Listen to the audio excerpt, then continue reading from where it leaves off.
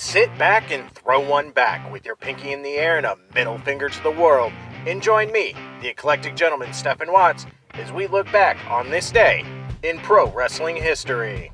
But before we do, put that drink down, like, share, and subscribe, and without further ado, let's get our wrestling history on. Ladies and gentlemen, boys and girls, children of all ages, it is August 1st, and we're going to start off as we always do on a positive note. That's right, these are your pro wrestling birthdays.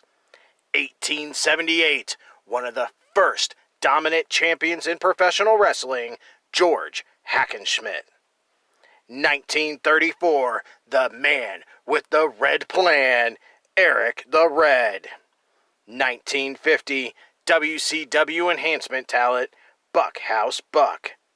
1964, he's not just a prince, it's Prince Iaukea.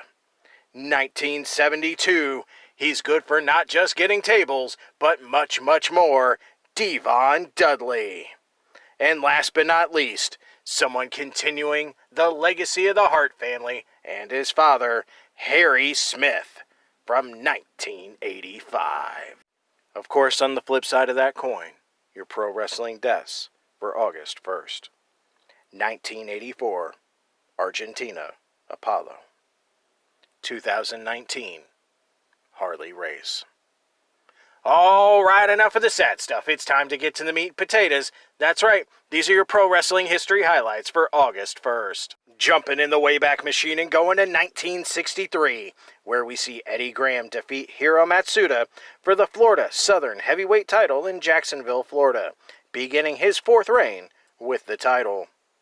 Leaping 11 years to 1974, Bulldog Bob Brown defeats Harley Race in Kansas City, Kansas for the Central States Heavyweight title. This ends Race's sixth reign with the belt and started Brown's fifth run with that title. But don't feel bad for Race. 1982, Harley Race defeats Jumbo Teruzza for the NWA United National Heavyweight title, now part of the All Japan Triple Crown in Tokyo, Japan. This ended Teruzza's fourth reign with the belt. Moving into the 80s, 1987, Bill Watts' UWF held their final Superdome extravaganza at the Superdome in New Orleans.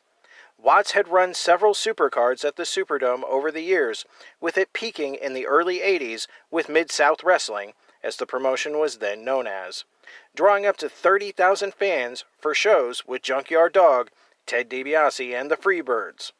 This show drew 5,000 fans, up from the two previous Dome shows that Watts had run, but far less than the peak events. Watts would soon sell the promotion to WCW.